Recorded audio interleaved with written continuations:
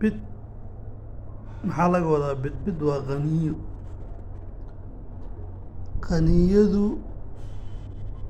aad bay u kala duwan tahay waayo waxaa jira qaniyada maska, cayayaanka, abeesooyinka iyo eeyaha.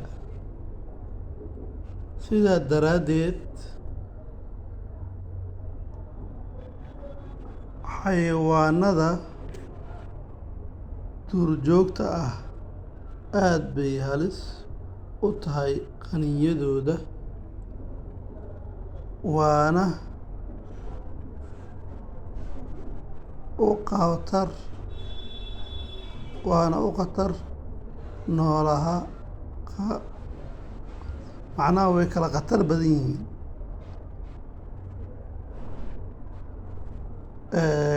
Qaniyadana waxay khatar ugu jirtaa ama dhibaato ugu tahay ruuxa la qaniinayo ama xayawaan ha ahaado ama bini aadan ha ahaado.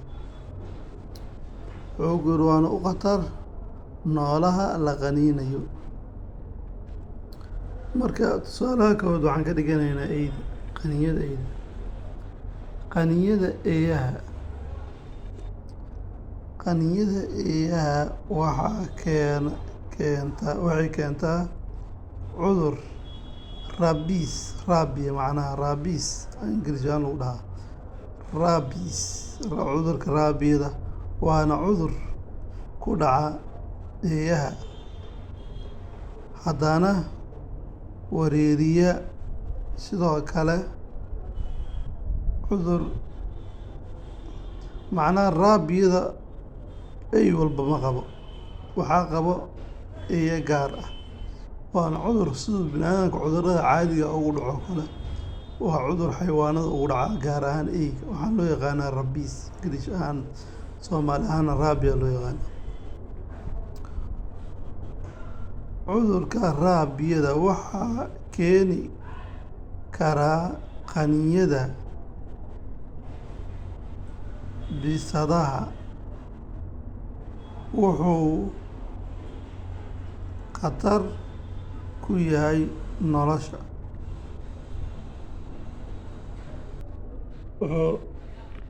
wuxuuna khatar ku yahay nolosha aadamaha sababtoo ah wuxuu leeyahay incubation period. Macnaha hadda waxaa laga hadlaa cudurka waa soo aragnay oo raabiyada eeyaha. Marka waxaa laga hadlaa qaniyada yaanyuurta ama bisada saa u taqaan. Macnaha waxaa lagu dhahay wuxuu khatar ku yahay qaniyadu sida aadanaha bini'aadamku khatar ku yahay, wuxuuna leeyahay incubation period xilli huris kaas oo lahan kac ahaan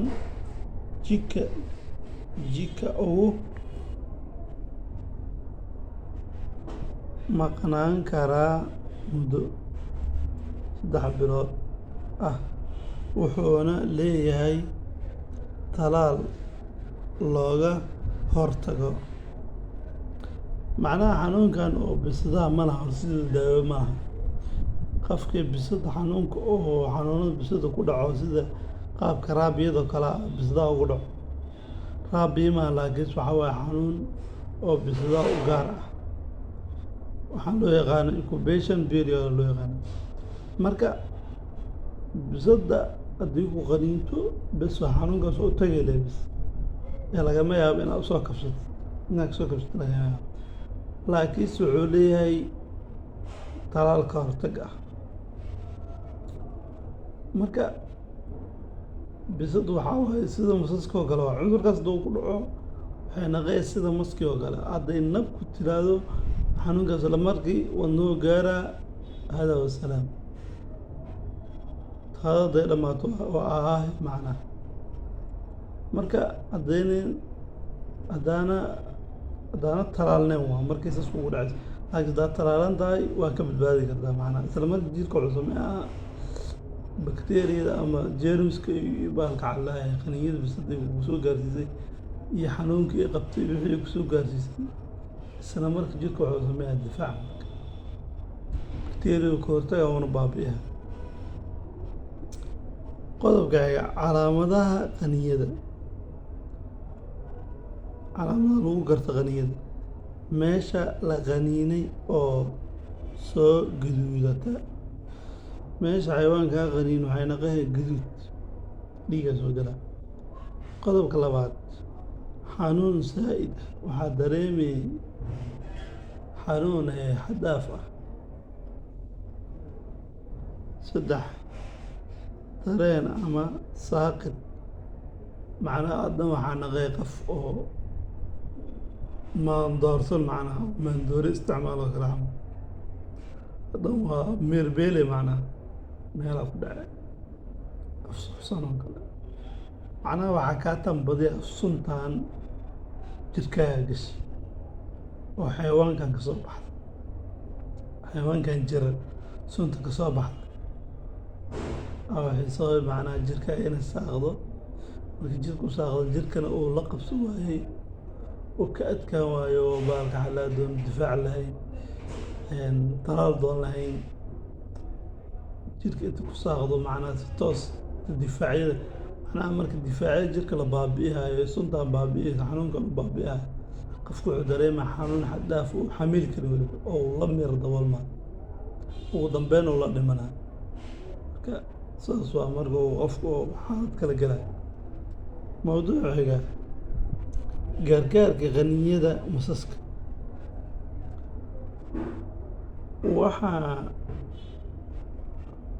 waxaa wanaagsan in si degdeg ah loo xiro meesha la qaniinay korkeeda horta hore maska markuu qaniino nabku yiraahdo isla marka waxaa la rabaa meesha oo kaa qaniino korkeedana xarig ugu dira sababtoo ah sunta oo markuu ku qaniino isla markaas uu ku qaniino jirka wuxuu ku sii dayaa sun tiro badan awood badan daafac jirka baaba ka dhigayso sababaysa qofku inuu meer dabool ama oo dhinto marka say taas u dhicin oon jirka uu awoodin inuu jirka difaaciisa si dhex galo sii burburiyo waxaa sameeya meesha oo qaniino korkeeda xarig dhab ku dhiga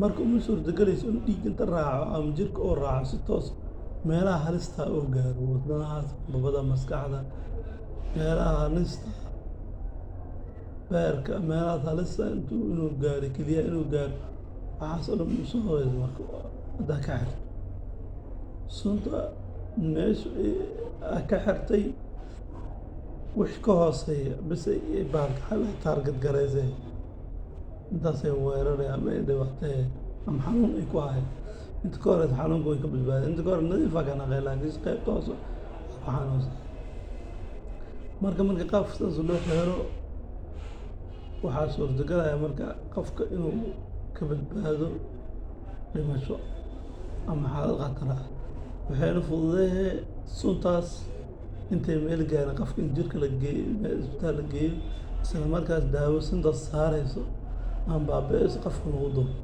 isla markaas uu sidaas uga bogsoodo laakiin qofka dan gargaar loo fidinin waa meesha oo laga qanin korkeeda laga xirin halis oo geli karaa macnaha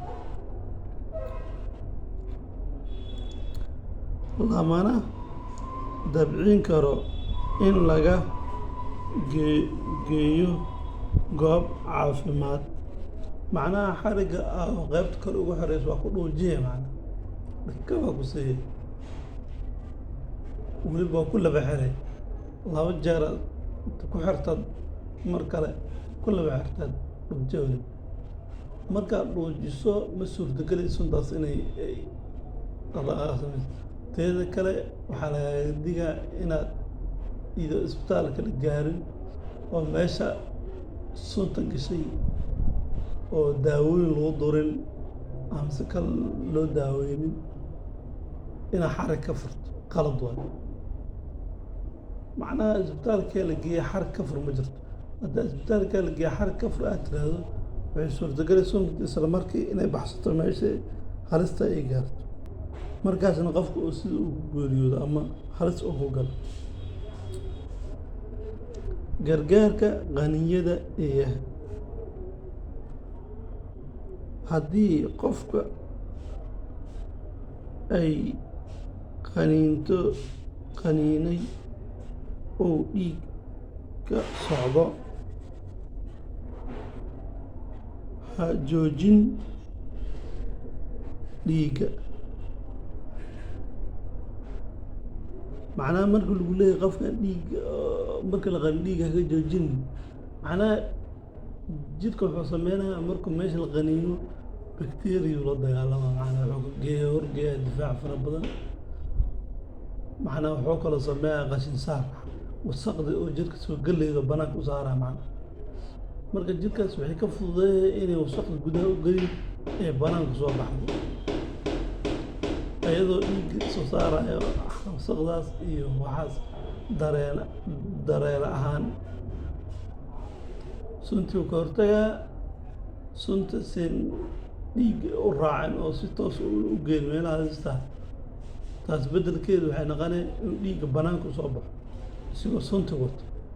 marka hadaa tiraa suntan dhiiggan ka xira, macnaha taas waxay ka dhigantaa oo sunta dib ugu celiyo. ma la rabo in sunta dib ugu noqoto. qodob xiga, u sameey dhaymo wanaagsan.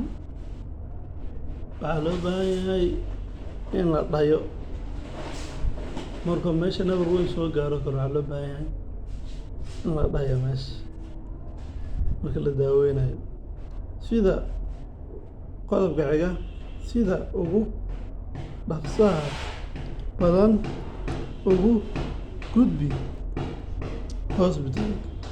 macnaha sida ugu dhaqsiyaha badan waxaa u gudbaysaa isbitaalka si daawo oo rasmiya oo u helo. waa in aad talaashaa maalinta koowaad, maalinta saddexaad, maalinta afraad. macnaha waxaa laga talaalkiisu waxaa waaye ka hortagga Soomaali jidhka qeybaha uu soo gaarin xanuunka ama awoodda xanuunka ay ku yartahay ama dhaawac uu ku jiro aa laga talaalaa. macnaha wuxuu suurtagalayaa talaalkaas inuu dhiigga raaco oo sunta ama bakteeriyada ama jeermiska meesha ku jiro oo qaniyada ay sababto inuu tago oo jeermiskaas gebi ahaanba uu burburiyo baabi'iyo, meeshana ay noqoto meel caafimaad qabta. taas u suurtagelinaya macnaha.